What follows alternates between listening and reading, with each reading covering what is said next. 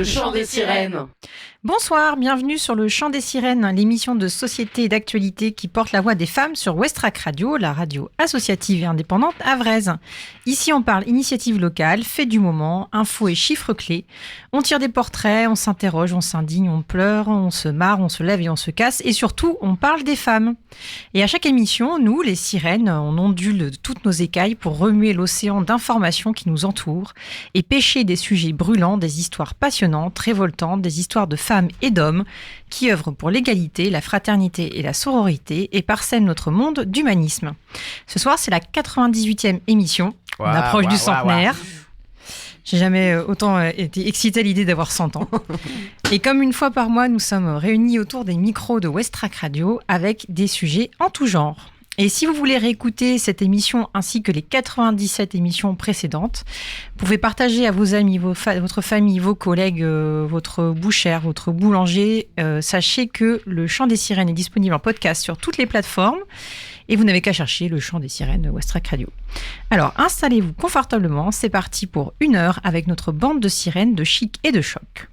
Et ce soir, Marie, au-delà de ta sélection musicale comme chaque émission, tu nous as sélectionné des recommandations tout azimut. Oui, bonsoir tout le monde. Oui, alors en musique, on va un peu parcourir le monde à travers différentes sonorités, mais beaucoup d'Angleterre quand même ce soir. Et aussi, va vous parler d'une petite série que j'ai découvert sur Arte, qui a fait un tabac, je pense que tout le monde l'a vu, mais peut-être pas encore vous. Et puis un livre aussi, voilà, quelques petits trucs comme ça en passant. Très bien, merci. Alors Laura, ce ne sera pas une rubrique recommandations santé, mais pas loin. Oui, c'est vrai que ça peut s'en rapprocher un petit peu. Ça va parler sport. Très bien. C'est pas mal pour se mettre en jambes en ce moment, la période hivernale. Doris, de quelle mauvaise femme vas-tu nous parler ce soir ? Eh bien justement, je vais vous parler de mauvaise bonne femme ou de bonne mauvaise femme. On va voir. Très bien, merci. On a hâte. Marine, après Jane Austen, Jane Eyre. Oui, tout à fait. La dernière fois, j'avais fait un petit teaser, disons que j'avais détesté Jane Eyre, et je vais vous expliquer pourquoi.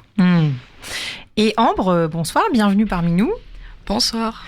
Voilà, tu viens voir un petit peu ce qu'il en retourne de nos émissions hautement écoutées et préparées longuement à l'avance. Bienvenue parmi nous. Merci. Ce soir, je suis la stagiaire de 3e. Bienvenue Ambre. Et on embrasse toutes les sirènes qui nous suivent, qui étaient là avant et dans le futur. Et on a une petite pensée pour Anne-Laure ce soir, qui ne pouvait pas être parmi nous, mais voilà, on pense à elle. Et donc, comme à chaque émission, on démarre cette émission en musique avec une des sélections musicales Tout à fait. De Marie. Tout à fait.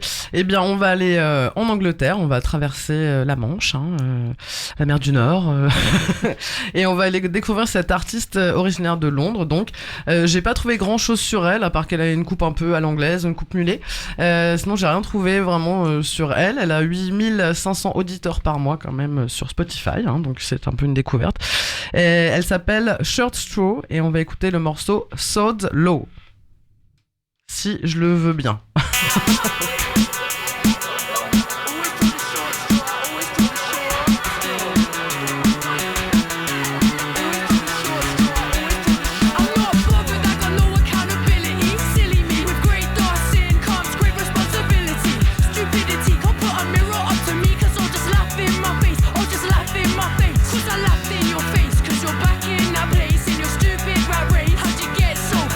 What's up with your face? Puppy sucking on the watch. Must have stung when you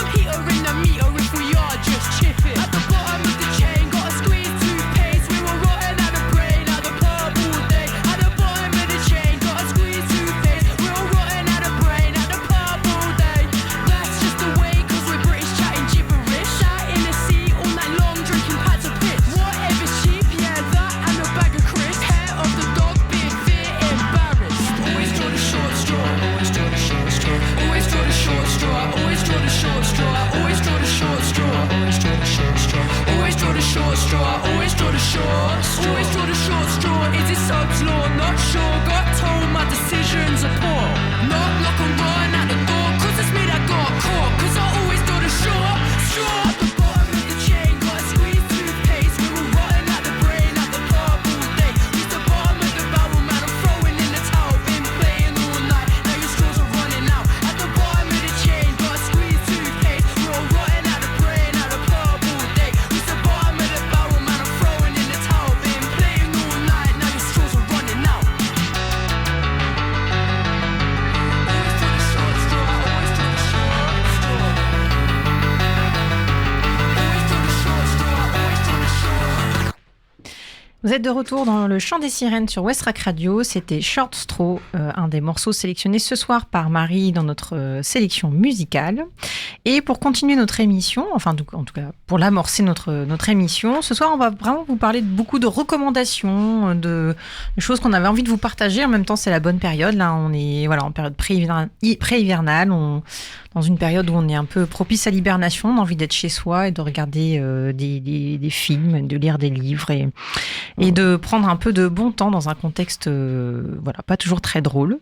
Et justement pour un petit peu lutter contre l'hibernation et l'inactivité du mois de novembre, de quoi tu voulais nous parler, Laura, ce soir? Alors moi, je voulais vous parler d'une mini-série sur Arte qui s'appelle Toutes musclées, EES, évidemment, qui est une série très courte de 7 épisodes de 15 minutes. Donc franchement, on peut la regarder en une fois. C'est assez rare pour les séries. Et donc c'est une série dans laquelle on apprend plein d'infos sur les femmes dans le sport. Et donc je vous ai fait un petit résumé, parce que j'ai pris les infos les plus importantes et que je trouvais les plus marquantes, mais ça n'empêche pas de regarder la série après, évidemment. Donc voilà, ça démarre par l'idée que les femmes ont été longtemps interdites de pratiquer le sport pendant de très nombreuses années. Et depuis toujours, on explique qu'il y a eu des injonctions faites sur les enfants et notamment sur les petites filles qui n'étaient pas du tout poussées à développer leur force, à explorer l'espace. Elles ne devaient pas grimper, elles ne devaient pas sauter, elles ne devaient pas faire de compétition. Et donc, c'est encore vrai d'ailleurs un peu maintenant dans certaines familles. Hein. Mais voilà, ça montre que dès le départ, les petites filles, elles n'étaient pas du tout poussées dans ce sport. Non, c'était plutôt les arts ménagers. Voilà, en général, c'était plutôt ça. Et donc après, leur jupe. Oui, c'est ça. Et puis surtout pas être musclé. Et bon, c'est encore un peu vrai maintenant parce qu'on inscrit quand même toujours beaucoup les filles à la danse et on va plutôt pousser les garçons à faire du foot ou du rugby. C'est quand même encore vrai. Après, c'est très intéressant d'un point de vue historique parce que ça explique que la première qui a fondé la Fédération du sport féminin, c'est Alice Mia en 1921. Puis en 1928, la première fois que les femmes sont autorisées à participer au JO, c'est à Amsterdam. Elles sont autorisées à faire seulement le 800 mètres. Ah, il y a une raison. Pourquoi ? Alors ça, c'est pas très clair, mais en tout cas, il fallait pas qu'elles fassent trop parce que sinon, elles seraient trop fatiguées. Et c'est de nouveau interdit ensuite. Donc 1928 autorisé, puis interdit ensuite et remis seulement en 1960. En fait, on a fait un essai 1928. Ça n'a pas dû plaire aux hommes. Et donc, ça a été interdit et ça a mis beaucoup de temps à revenir. Les femmes ont été très, très tardivement dans les JO. Par exemple, le lancer de marteau uniquement à partir de 1987. Ah oui, Voilà. c'est très, très tard. Et le saut à ski, alors ça m'a choqué, 2011. Ah ouais. Parce qu'avant, on trouvait que c'était trop dangereux pour les femmes. Bah oui. D'accord. Voilà, donc c'est quand même très récent. Alors pourquoi les femmes ont mis autant de temps à se faire accepter dans le sport ? D'abord pour les normes esthétiques, parce que être une femme, c'est être féminine, et donc c'est des activités esthétiques, la danse, l'équitation. Manque de volonté de la part des hommes, évidemment, parce que une peur que les femmes sortent de leur rôle de femme au foyer. Ou soit meilleur qu'eux. Ou soit meilleure, évidemment. Et il y avait un espèce de mythe aussi de la fragilité qui serait remis en question, puisque la femme est quand même une chose fragile.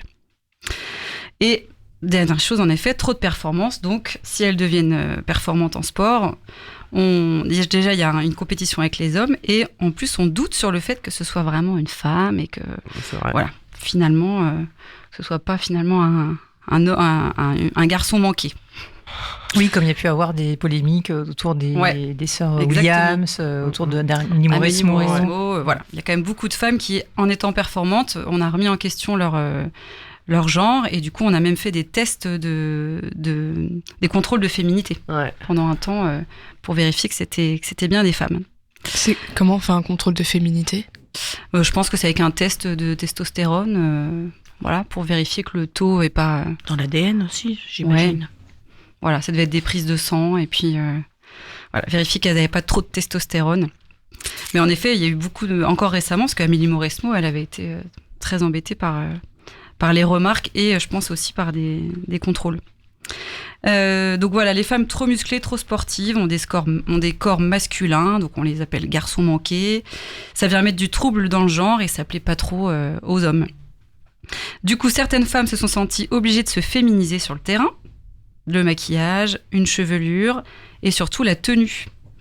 Puisque certaines femmes s'habillent de manière du coup très très courte pour prouver qu'elles sont féminines et qu'elles peuvent faire le sport. Par exemple, dans le tennis, la première femme qui raccourcit sa jupe, c'est Suzanne Lenglen, qui avait dit « Moi, je veux une jupe courte parce qu'en fait, pour courir et rattraper la balle, une jupe longue, c'est pas du tout pratique. » Et après, dans les années beaucoup plus récentes, 80, c'est devenu des jupes très très courtes et des tenues où elles sont en effet à l'aise dans les mouvements, mais où on voit... Tout en restant des filles.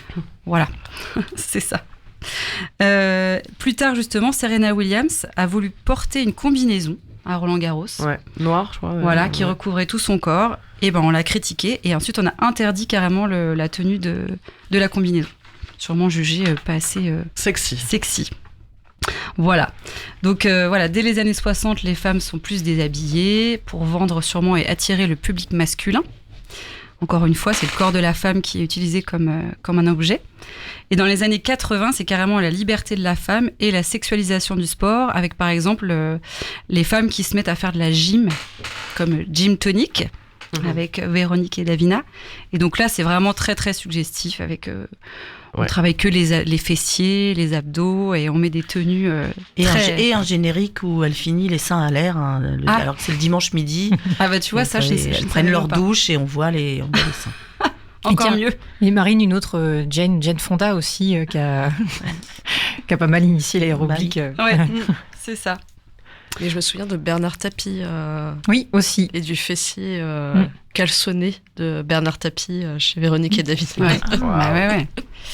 Donc c'est vrai qu'on peut se demander si c'est une émancipation de la femme ou une érotisation du corps des femmes. Là, telle est la question. Mais en tout cas, les femmes sportives doivent quand même rester sexy, mettre des tenues près du corps, tout en étant très performantes. Certaines injonctions vont un peu trop loin quand même, parce qu'on parle par exemple des joueuses de beach volley, à qui on a imposé le bikini, alors que selon elles, c'est pas du tout confortable pour jouer et qu'en fait, elles auraient préféré être sûrement en short comme les garçons. Mais ça a encore une fois été imposé. Et enfin, un dernier point qui est cité dans la série et que je trouve important et troublant, c'est les histoires de commentateurs et de médias qui commentent les sports féminins, qui sont souvent très trash, très sexistes. Et il y a un bel exemple avec Candeloro, qui, quand il est commentateur du patinage artistique, est toujours très, très délicat avec les femmes. Voilà. Et raciste. Tout ce qu'on veut. Bref, vous l'aurez compris, les femmes dans le sport ont mis beaucoup de temps à se faire une place et à prouver qu'elles avaient les capacités sportives pour intégrer toutes les compétitions. On est encore loin de l'égalité homme-femme dans le sport, surtout si on parle des salaires. Mais bon, on ne va pas en parler. Il y a encore beaucoup de chemin à parcourir dans notre pays et encore plus, évidemment, dans d'autres pays où les femmes n'ont toujours pas le droit de faire du sport. Mais en tout cas, je vous invite à regarder cette mini-série très courte et très intéressante. Et puis, vive le sport féminin. Donc c'est les musclés, c'est ça Toutes musclées. Toutes musclées. Ouais. Non, les musclés, c'était autre chose. Oui, c'est vrai. Désolé, c'est mon Alzheimer précoce encore une fois.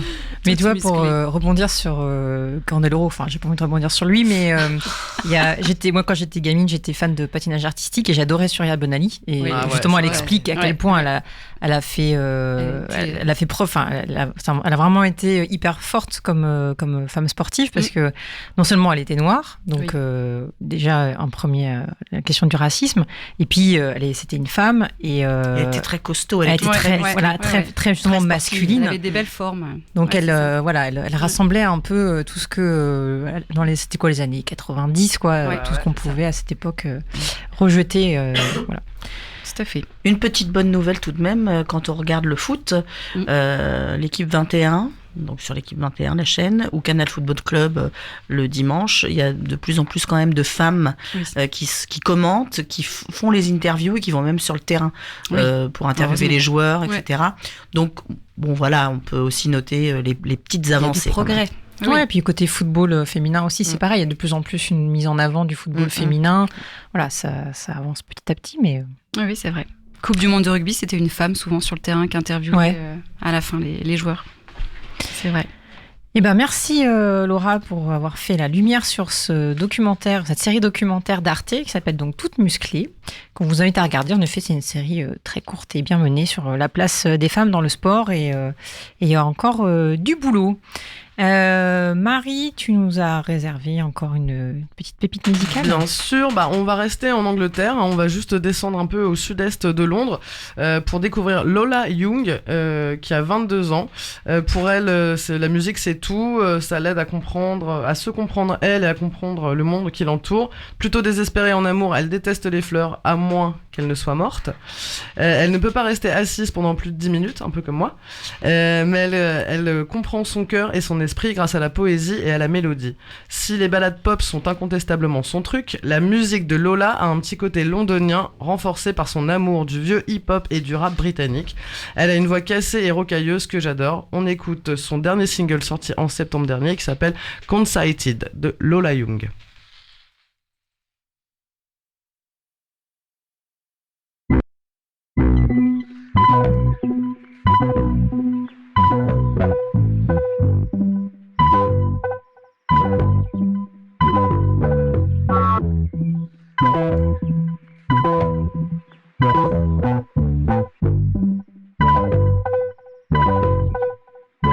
I swim too quickly, 'cause big waves are hard to jump over. You're not sweet, not sickly.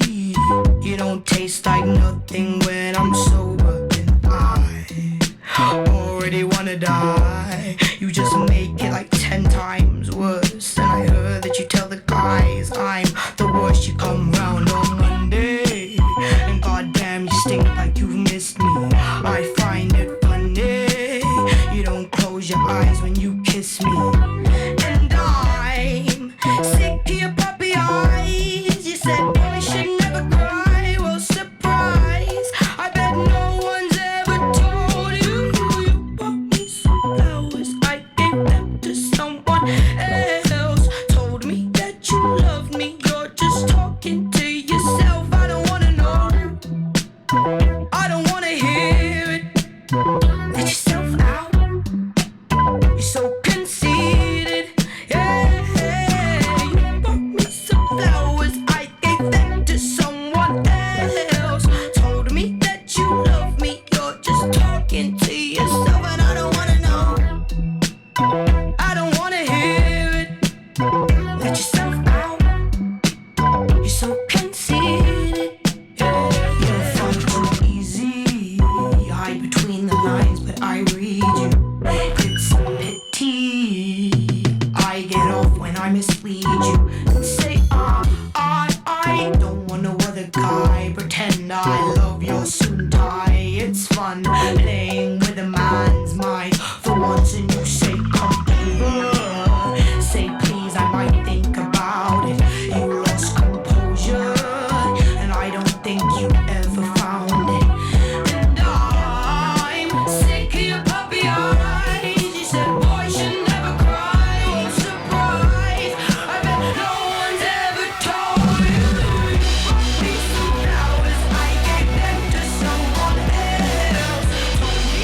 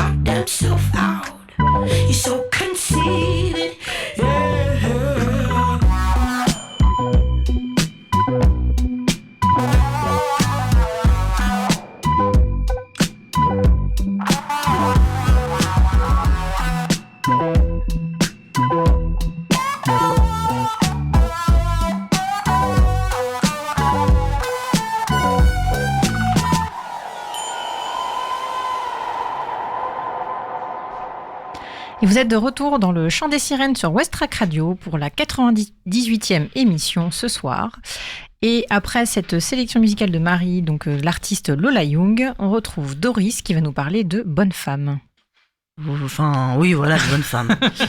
Alors moi, ce soir, en fait, je vais vous parler de 2 affaires criminelles qui ont un point commun, celui de mettre sur la sellette 2 femmes criminelles ou pas. Alors l'une, c'est Pauline Dubuisson, qui a été condamnée pour le meurtre de son amant le 17 mars 1951, et Alice Crimmins pour celui de ses 2 enfants commis en 1965. Alors dans le premier cas, nous sommes dans les années 50, donc pour rappel, les femmes ont le droit de vote depuis 6 ans seulement, et tandis que l'image de la parfaite femme au foyer, et je ne parle pas des petites copines de Landru, petit tablier fleuri et brushing impeccable s'affiche sur toutes les publicités, les fameuses réclames de l'époque pour les produits ménagers, Pauline Dubuisson, elle, vit une sexualité décomplexée, affirme sa volonté de travailler, elle se destine à des études de médecine, elle refuse le mariage et l'avenir qui l'attend de fait, les gosses, la popote, le ménage, tout ça. Amoureuse de Félix et dépitée que ce dernier la rejette. Alors bon, pour vous la faire courte, à la base, Félix, il était raide dingue de Pauline. Elle, dans son choix de liberté, va le faire tourner un peu en bourrique pour affirmer son indépendance, mais aussi pour montrer sa supériorité dans le duo amoureux. Lui va finir par en avoir marre et va se fiancer avec Monique, une jeune femme bien sous tout rapport qui plaît bien plus à la famille que l'insolente Pauline. Cette dernière, donc Pauline, piquée au vif d'être rejetée, décide de régler le problème à sa manière. Elle se rend chez Félix, armée d'un revolver, décidée à le tuer et à se tuer ensuite pour figer ainsi cet amour impossible dans l'éternité, à moins que ces derniers ne changent d'avis, ce qui ne sera pas le cas.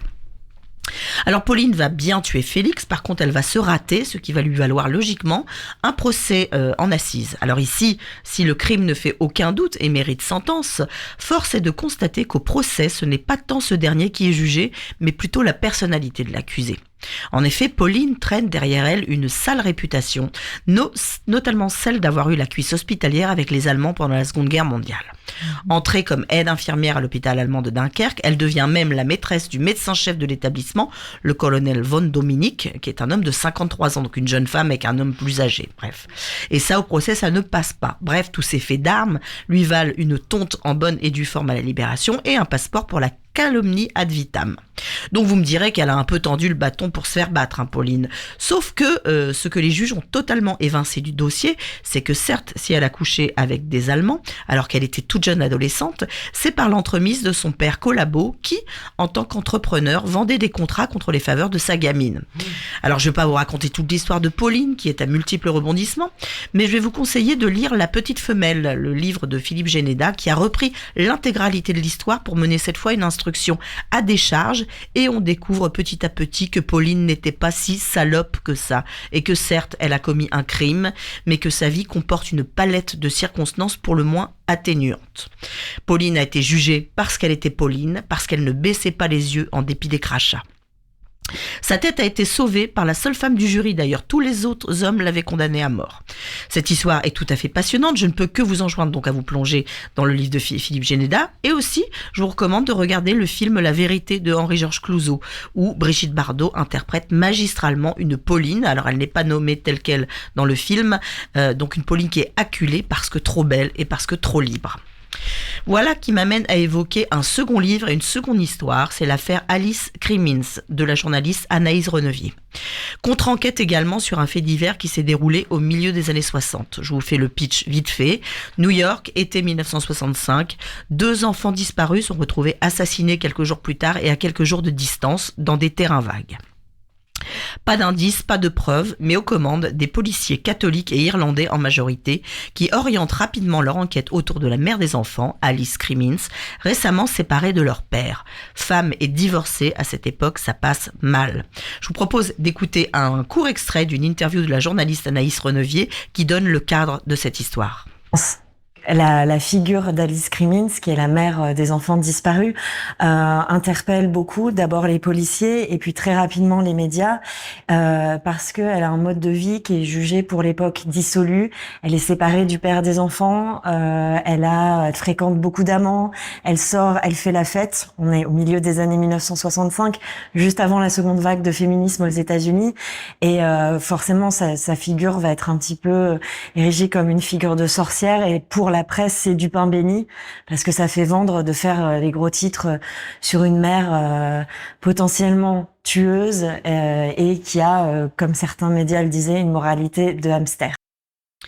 Alors là encore, une moralité de hamster. Ouais, tiens, vous connaissez pas la référence. Voilà. Là encore, donc une femme condamnée d'avance par une justice patriarcale parce que femme et surtout parce que femme libre ayant décidé de s'émanciper du carcan moral dans lequel on l'avait coincée. On pourrait ajouter à cette chronique Christine Villemain, accusée d'avoir commis l'innommable, c'est-à-dire le meurtre de son enfant parce que trop belle, trop moderne, trop sorcière. Et oui, les femmes criminelles sont souvent victimes de la double peine, celle de la justice des hommes et celle de la justice des normes.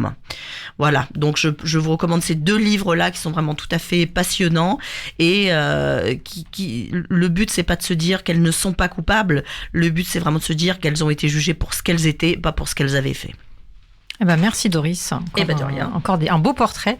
Et ça me fait penser du coup au procès Jacqueline Sauvage. Et cette semaine au Volcan au Havre, il y a une pièce de théâtre qui reprend le procès Jacqueline Sauvage et qui est mise en scène et réalisée, par la compagnie Actée, par Anne-Sophie Pochet. Et donc qui joue cette semaine au Volcan. Ok. Voilà. Très belle transition. Merci. J'y serai demain, je pourrais vous raconter. Ah bah super, tu feras une scène report. Oui. Et bah ouais, super, merci Doris encore. J'espère que tu as encore plein de femmes sous le manteau. Ah oui, j'en ai plein. Super. Eh bien, on va continuer notre balade musicale avec tes propositions, Marie. Eh bien, on va aller à l'autre bout du monde, en direction l'Australie, avec pour découvrir Sophia Isela. À la production, à la guitare, au piano, elle est auteure, compositrice et interprète, mais surtout violoniste de formation classique. Elle fait preuve d'un talent musical peu commun.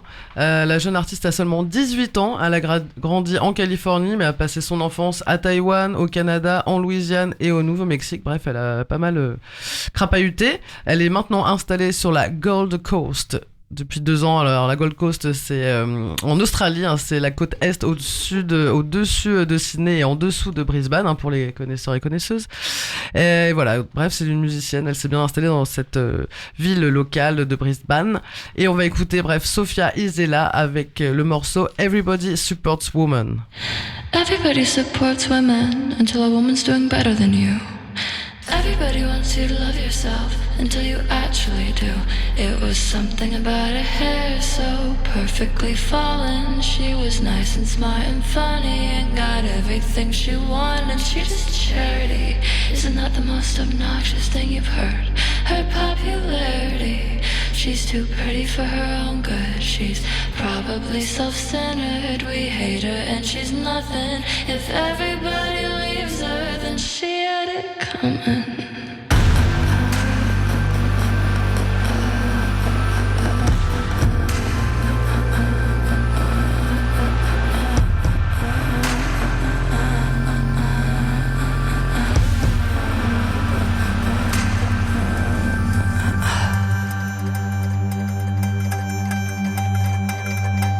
Is there anything you'd like to put on the record? You know, while everyone is listening. I would like it to be known that I'm not like her. I'm mocking her cause I'm not like her. I'm not like those girls who are not like those girls. I love doing makeup, I don't mock women like her. I'm not like her. As soon as she hits it, I'm kicking her out. She's had enough of the love and I'm bringing her down. Everyone together on the count of 3. 1, 2. You're mundane, we agree. Your ambition is swallowable if you tell the story right. Say that you hate yourself when self-criticized. But if we smell desperation on your neck and face, we'll drag you across your own public stage. We burn a name in the back, anything with her name attached. Her newspapers in the trash. I just keep thinking now. What a waste, what a shame. I was starting to like her, but now she got great. We'd never hate her to her face, but I hope she knows, she knows, she knows, she knows.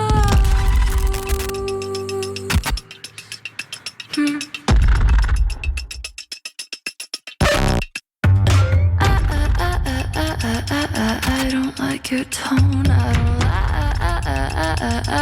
like how much you've grown. It's so boring to not be yanking muscle off of a woman's bone. Everybody hates the everyone hates the unrelatable. And I love to play place two of them in the arena of the public's eye and try and get them to fight about something dumb. And we pick sides, cause staring at it too long made our life look like muted pastels. We'll love you if you just make us feel better about ourselves. And what a waste, what a shame.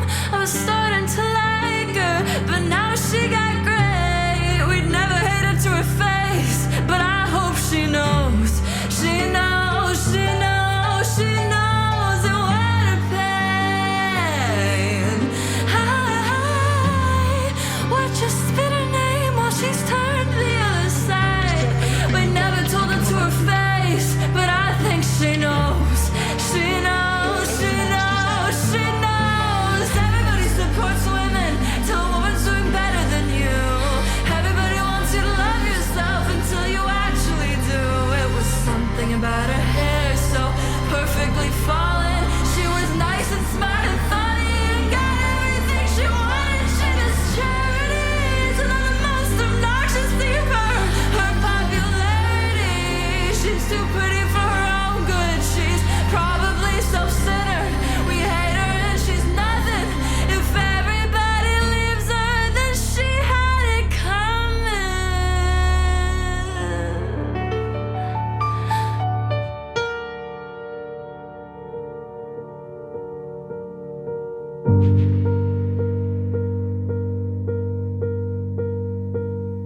Everybody supports women till a woman's doing better than you. Everybody wants you to love yourself until you actually do. It was something about her hair.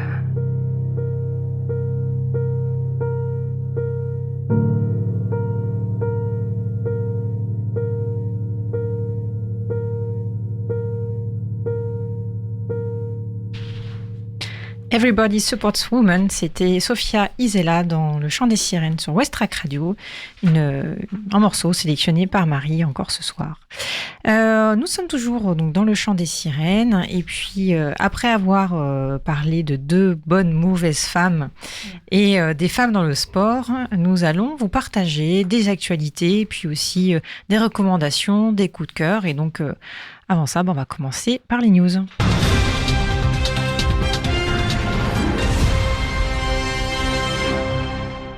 Alors, on a été absente quelques semaines des micros de Westrack et donc c'est une information que j'avais vu passer il y a déjà presque 2 mois. Mais c'est un sujet qu'on avait déjà abordé. C'est de la question de comment on adapte les soins médicaux aux femmes en ne testant les médicaments par exemple que sur les hommes, ou comment on n'adapte pas les voitures aux femmes. Et donc ça m'emmène à l'information de ce soir qui est que le premier mannequin féminin de Crash Test est né. Voilà, je pensais pas devoir dire ça un jour. Et c'est une bonne chose. Mais je me souviens qu'il y a moult émissions, on avait évoqué ce sujet du fait que voilà, dans les crash tests aujourd'hui, ce n'était que des mannequins masculins et que du coup ça engendrait plein de problèmes. Faut dire que la majeure partie du temps, les chauffards sont les hommes. Hein. Ah, mais ça, c'est faux. sûr. C'est pas faux. Alors, j'ai plus le chiffre en tête et je ne l'ai pas recherché, mais en effet, statistiquement, les hommes sont plus auteurs d'accidents. Ouais, tout à fait. Ouais. Et donc, on doit cette nouveauté à Astrid Linder, une ingénieure suédoise. Qui vient de mettre au point donc, de chez Ikea. Ah, mais ils sont pragmatiques, ils savent faire les trucs. Un mannequin en kit comme ça. Donc c'est important quand même. Ça permet de prendre en compte les spécificités du corps féminin et donc de renforcer la protection des femmes dans le cas des accidents de la route. Puisque en 2019, il y avait une étude réalisée par l'Université de Virginie qui démontrait que les femmes ont 73% de chances de plus que les hommes d'être blessées en cas de collision frontale lors d'un accident de voiture, qu'elles vont souffrir 2 fois plus d'entorses cervicales lors de ces chocs à cause de la morphologie de leur cou et de la manière dont les sièges sont conçus, c'est-à-dire pas pour les corps des femmes, et que sur ces sujets-là, la législation dans l'univers automobile n'impose des essais de sécurité qu'avec des mannequins traditionnels, aux proportions, c'est-à-dire masculines. Et donc, Alice Linder, elle a souhaité régler ce problème avec un mannequin baptisé SET50F. Et donc, elle l'a testé déjà depuis 2022. Donc, c'est un prototype qui mesure 1m62 pour 62 kg, soit 15 cm et 15 kg de moins que pour un modèle masculin classique. Donc, on peut comprendre qu'en effet, ça joue une différence au moment des crash tests. Enfin, ça reste très normé quand même. Oui, ça reste normé, bien sûr. Non, mais bien évidemment. Mais toujours est-il que sur une morphologie, on va dire, moyenne, c'est toujours mieux de prendre en compte quand même une morphologie plus petite que celle des hommes. Et donc, voilà, c'est... Pour l'instant, il n'y a que la marque suédoise Volvo qui a pris en compte ces évolutions. Mais voilà, on verra peut-être... cela changer et justement ce sujet-là me faisait penser à une série d'Arte, décidément ce soir on les cite, sur la santé des femmes et notamment sur tous les diagnostics erronés, les traitements inappropriés, les lacunes persistantes dans l'enseignement supérieur et le domaine médical, et du coup qui fait que les femmes peuvent être mal diagnostiquées et mal prises, leur maladie mal prise en compte. Donc ça s'appelle La santé et les femmes. Voilà pour les nouvelles. Et toi, tu avais quelque chose à nous partager, Laura? Oui, moi, c'était une news qui va sûrement faire sourire. Donc, c'est une amie, d'ailleurs, je fais une petite dédicace à Coralie, qui m'a transmis l'info. Donc, c'est chez Aropaport. C'est quand même dans une grosse boîte. Depuis septembre, ils ont mis en place le congé charge mentale pour les femmes. Ok. Donc là, on se dit, c'est une bonne idée ou c'est pas une bonne idée ? Ça sent le... En fait, c'est plutôt une mauvaise idée parce qu'en fait, c'est uniquement pour les femmes. Donc c'est pour dire qu'en fait, la charge mentale, ce serait que les femmes. Voilà.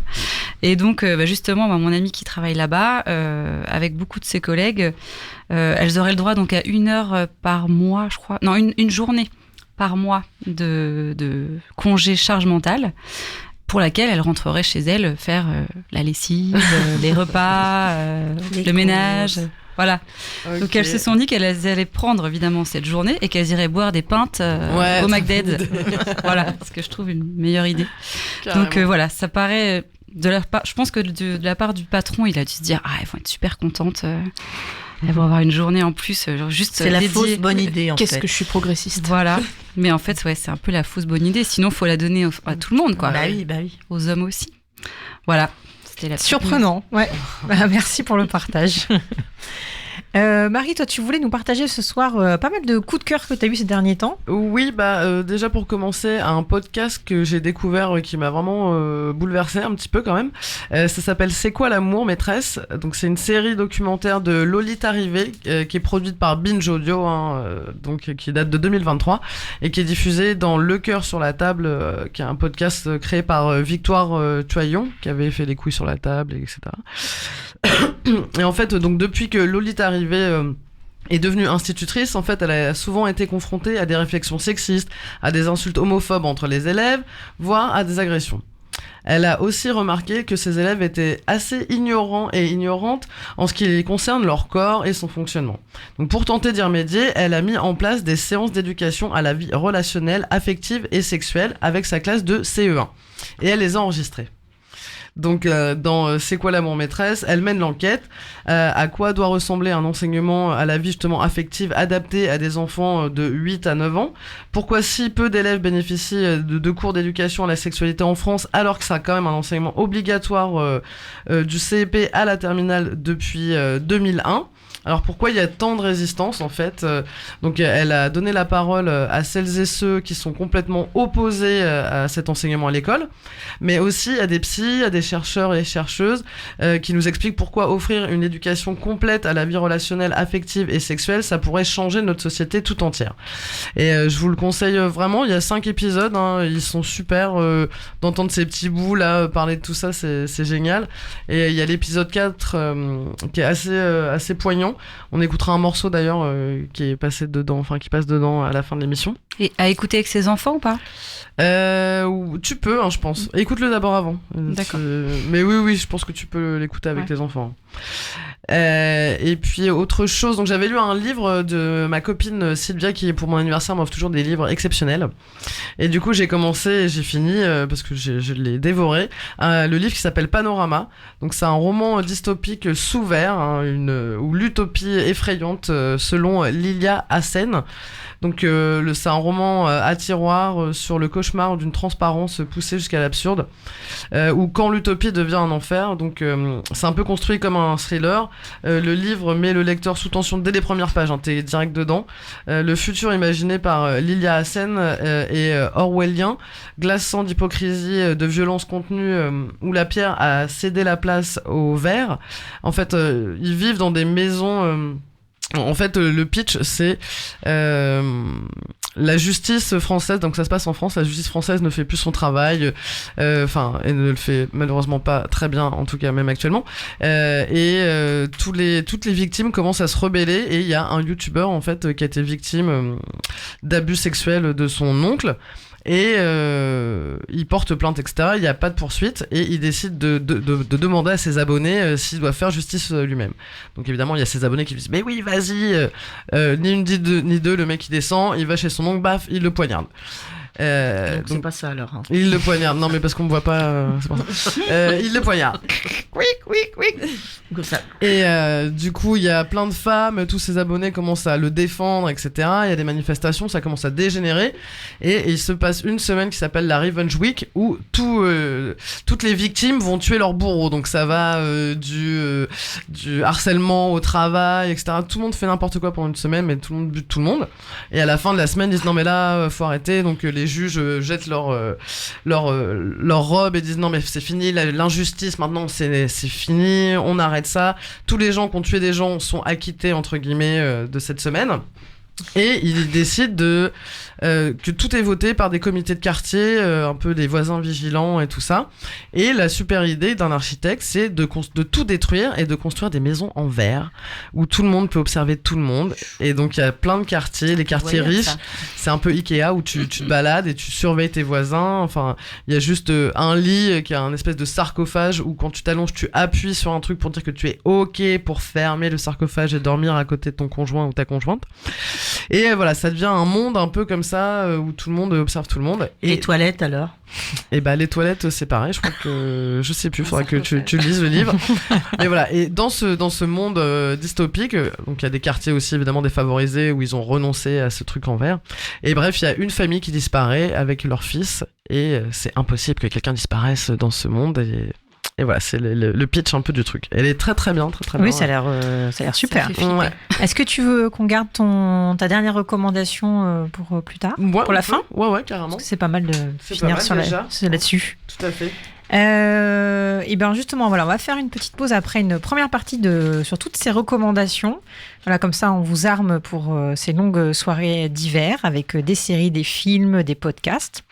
Et Marie, du coup, tu nous as encore sélectionné un morceau. Ouais, tout à fait. Donc en fait, c'est Baby Volcano avec son projet musical. Du coup, son projet musical, c'est Baby Volcano. Et elle est danseuse et performeuse romande. Donc oui, c'est là en Suisse où il parle français. Donc elle s'appelle Lorena Stadelman. Elle explore ses racines guatémaltèques sur fond de hip-hop survitaminé. Son premier mini-album Syndrome prémenstrual. J'essaie de le faire, hein, bien. Et aussi dansant qu'envoûtant. Elle y convoque les esprits de la terre pour un album explorant les territoires du corps. Chaque morceau de Syndrome prémenstrual évoque ainsi une partie du corps, de l'utérus au cœur. Sur le plan musical, l'artiste mêle des styles entre hip-hop, trap, électro, chanson et musique latine. Elle alterne français et espagnol dans sa plongée au plus profond de son être. Et on écoute le morceau Kill to Ego.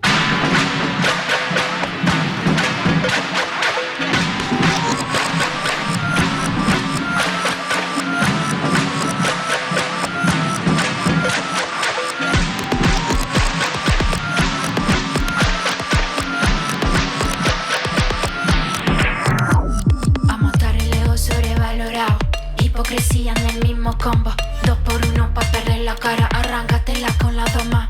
No, la façon d'aller dont tu peux papier cadeau. Enterre la bien au fond du jardin. On la reçoit pour son anniversaire. Un bec sur le front et un retour sur terre. A matar el ego sobrevalorado. Hipocresía en el mismo combo. 2 por 1 pa' perder la cara. Arráncatela con la doma. Non, la façon d'aller dans du papier cadeau. Enterre la bien au fond du jardin. On la reçoit pour son anniversaire. Un bec sur le front et un retour sur terre. Kill tú, suavecito pero de un solo. Que pesa 200 kilos. Que pesa 200 kilos. Suavecito pero de un solo. Que pesa 200 kilos. Que pesa 200 kilos.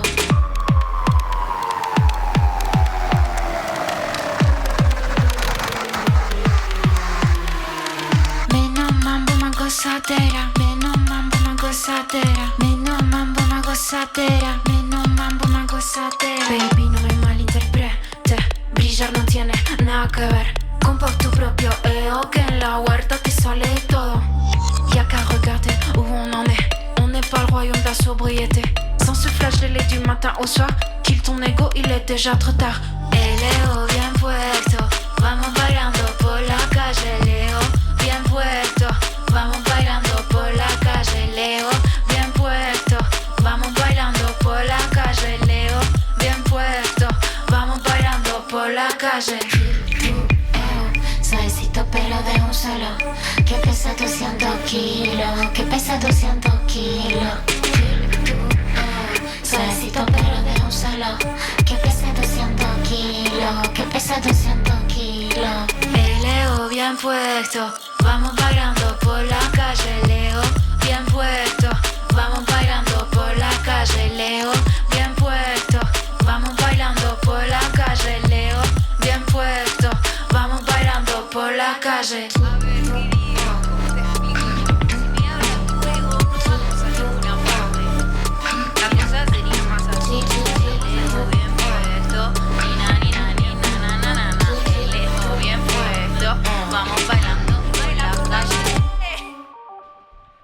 Vous êtes de retour dans le Chant des Sirènes sur Westrack Radio, c'était Baby Volcano. On approche de la fin de l'émission, mais on a encore des choses à vous proposer, à vous raconter.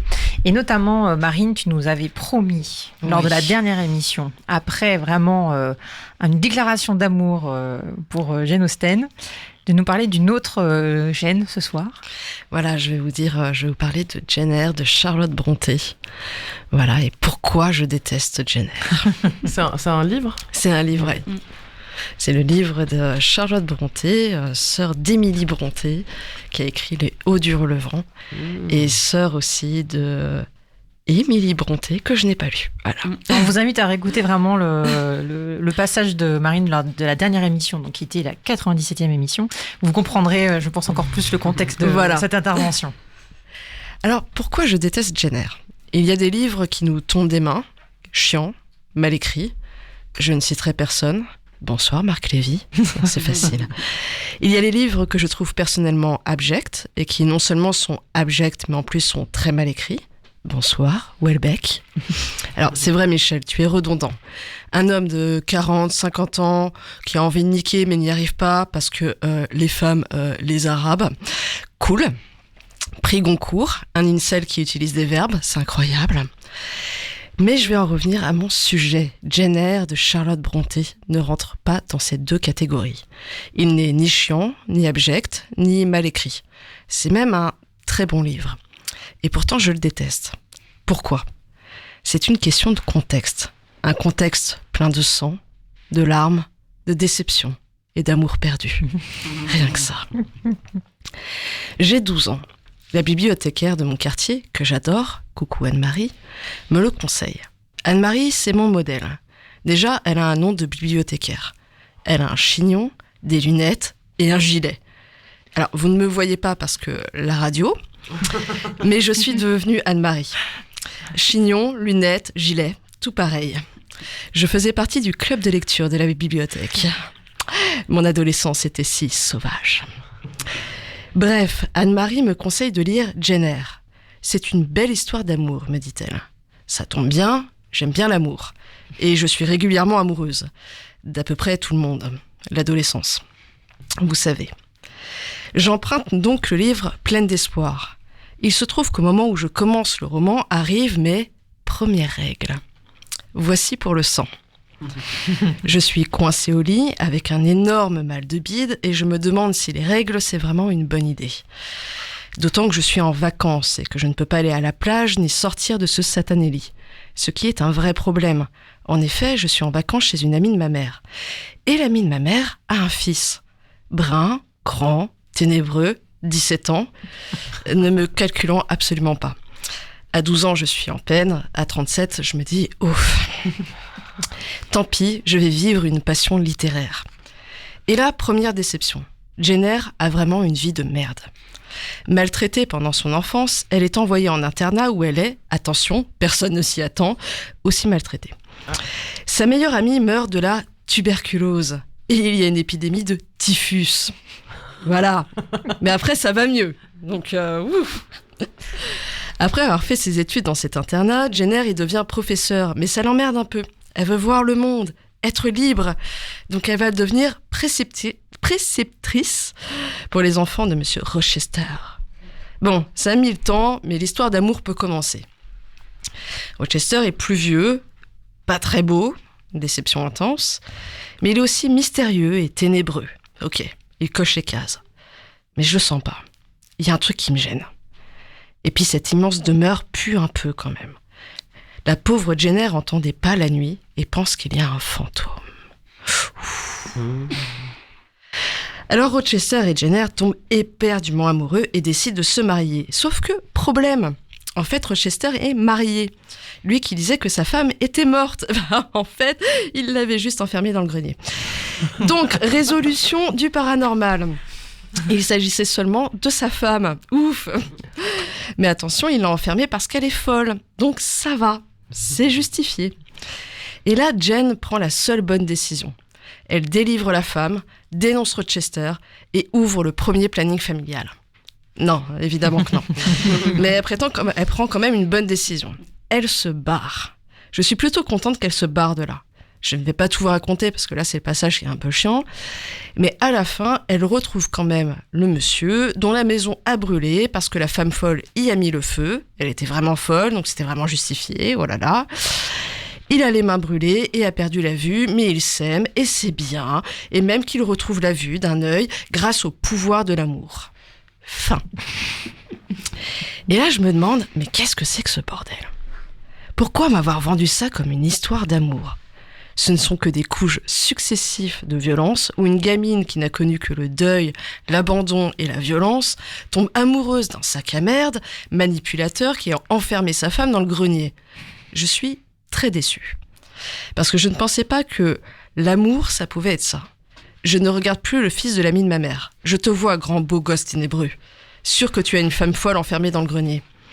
Surtout, je ne comprends pas qu'Anne-Marie m'ait dit que c'était une belle histoire d'amour. Je ne suis même pas sûre que Charlotte Brontë soit dit qu'elle écrivait une belle histoire d'amour. Mais voilà, c'est comme ça qu'on le vend aux jeunes filles, qui se disent peut-être qu'effectivement ça doit être ça. Voilà pourquoi je déteste Jenner. Associé à mes premières règles et à ma désillusion, je n'ai jamais pu le relire. Alors je suis allée sur Wikipédia pour les détails de l'intrigue, j'ai pas autant de mémoire. J'ai réessayé plusieurs fois mais j'y arrive pas. D'un autre côté, il m'a appris à fuir tous les mecs ténébreux, mystérieux ou compliqués. Aucune envie de finir enfermée dans un grenier. Finalement, ce fut un roman d'apprentissage. Oui, très belle conclusion, en effet. Merci quand même à Anne-Marie, du coup, alors. Bah merci Anne-Marie, j'ai quand même envie de le lire, moi. Ah oui. Mais c'est bien. Moi, je l'ai lu, j'ai pas aimé non plus. T'as pas aimé Et non. je l'ai lu aussi quand j'avais 15-16 ans, je crois. Et traumatisant comme nul. Ça manquait de panache. Complètement, bah oui. Enfin, non, Pierre Rochester, quoi. C'est bon. Merci Marine. Avec plaisir. Marie, avant de terminer l'émission, tu voulais nous partager une dernière recommandation. Oui, c'est mon série graphique, série. Tout à fait, série. Voilà. Ça porte très bien son nom puisque ça s'appelle Polar Park. Hein, c'est une série Arte. Du coup, comment vous faire le pitch ? Alors, déjà, c'est David Rousseau qui est interprété par Jean-Paul Rouve. Déjà, et Jean-Paul Rouve qui n'est pas que comique dans cette série, bien au contraire, qui est un écrivain de romans policiers en panne d'inspiration et qui revient à Mout, qui est le village le plus froid de France. Et apparemment, c'est vrai. Info véridique, Et tout à fait. Mout existe, voilà. Donc le village où il a passé une partie de son enfance, réputé donc le plus froid de France. Et un moine, le frère Giacomo, en fait, lui a promis de lui révéler un secret sur sa mère. Donc à son arrivée, il apprend que le moine en question est mort, tandis que des événements étranges viennent troubler le quotidien glacé du village. La découverte d'une oreille humaine, puis celle d'un cadavre imitant un autoportrait de Van Gogh. Au désespoir du gendarme local, l'adjudant Louveteau, alors interprété par Guillaume Goy, Qui est super. ah, il est Super. génial, il est génial. Je l'avais jamais vu dans d'autres trucs, mais j'ai envie de regarder ses autres films. Lui a promis, donc bref, non, puis celle du cadavre. Donc bref, le gendarme, donc l'écrivain s'immisce dans l'enquête en échafaudant des hypothèses un peu dingues et dignes de ses romans. Donc un serial killer se cacherait-il à Mout ? Mystère. Moi j'ai kiffé la série, je l'ai dévorée en un dimanche après-midi, je crois qu'il y a 6 épisodes. L'univers c'est vraiment un hommage à Shining de David Lynch, Stephen King aussi avec Misery. C'est, enfin ouais, tout est Du Fargo, il y a il y a de la neige, c'est vraiment très Grosse très ambiance. grosse ambiance et c'est vraiment classe. Moi j'ai beaucoup aimé. Tous les acteurs, actrices, ils sont vraiment super. Surtout aussi la meuf qui fait Nikki aussi, La chanteuse, Soliane Moissé, qui est super aussi. Qui rappelle beaucoup les Ralines dans True Detective. En fait, la chanteuse au fond du bar. Ah avec ouais, c'est vrai. Avec sa guitare. Carrément. Donc voilà, je vous la conseille pour ces longues soirées d'hiver au coin du feu, on est en train de siroter. Ça passe trop vite par contre. C'est vrai que t'as envie de plus. Hein. Moi j'adore ces séries et la dernière série que j'avais beaucoup aimée un peu dans un autre style mais qui était un peu niveau l'imagerie était très très belle, c'était OVNI qui était une super série aussi Canal+, bon pas du tout dans le même style hein, évidemment mais très très bien aussi quoi. Mais oui, des séries françaises dans un style qu'on n'a pas l'habitude de voir. Un peu décalé, mais en même temps avec plein de symboles, avec une photo incroyable. Avec une vraie intrigue. Ouais, complètement. Oui, ce qui Et est le suspense. suspense. Ouais, jusqu'aux derniers épisodes, jusqu'aux dernières minutes. Hein, qui sont on peut assez pas cool. vous raconter, mais On faut aller vous jusqu'au conseille. bout. Ouais, carrément. Donc voilà. Et ben merci Marie pour cette dernière recommandation. Vraiment voilà, c'est la série idéale là pour les prochaines semaines. Tout à fait. Eh bien, on va achever cette 98e émission. On se retrouvera dans un mois.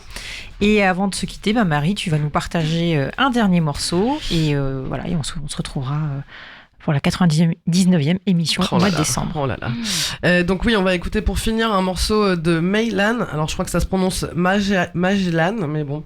C'est une chanteuse française. Alors, elle est très talentueuse. Hein. Elle a collaboré avec M83. Elle a grandi dans une famille d'artistes. Hein. Elle dit qu'elle a grandi chez les punks. Elle a été membre du collectif Courtrage May, un excellent collectif d'artistes. Donc, dont elle était la seule fille. Elle a créé une marque de fringues avec une copine. Enfin bref, elle est hyper talentueuse.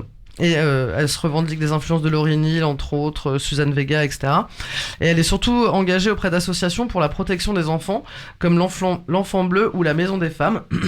Elle prépare un outil de prévention contre l'inceste, dont elle est l'autrice et illustratrice, avec Prévenir et Protéger. Donc c'est un collectif de 14 associations labellisées Grande Cause Nationale. Donc bref, ça a vu le jour en 2021. Et elle a composé la même année le livre pour enfants Le Loup, afin de prévenir les actes incestueux. Et on va l'écouter parce que du coup c'est effectivement aussi, je l'ai entendu dans le podcast dont je vous parlais, C'est quoi l'amour maîtresse. C'est dans le 4e épisode qui parle de l'inceste, etc. Donc il est très très beau le morceau, je l'ai pas écouté depuis parce que j'avais pleuré. Voilà, pour finir... sortez vos mouchoirs.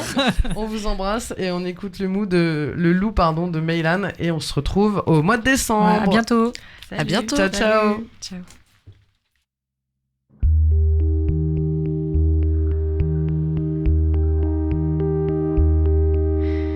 Terré dans cette pièce, terré dans cette pièce où je me cache.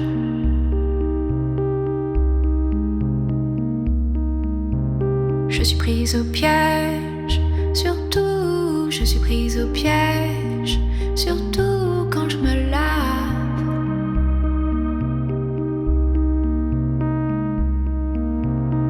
ne suis pas libre je ne suis pas libre sous ce regard.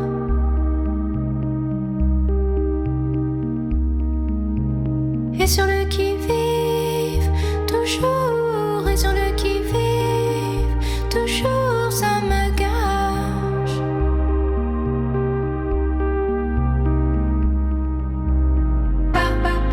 Fallait pas venir trop près de moi. Maintenant je sais plus très bien qui t'es. Sous cet œil tout, je le vois loup, voyez le loup. Fallait pas venir trop près de moi. Maintenant je sais plus très bien qui t'es. Sous cet œil tout, je sais que le loup n'est plus dans la forêt.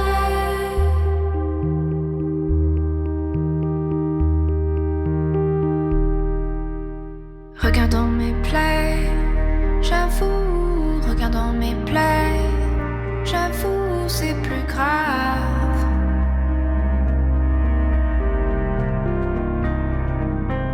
Que ce que je croyais, c'est fou, que ce que je croyais, c'est fou, ça s'étale.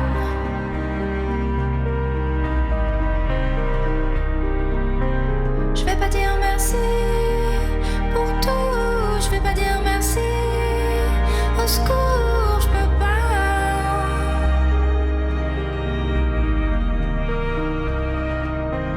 Passer par ici.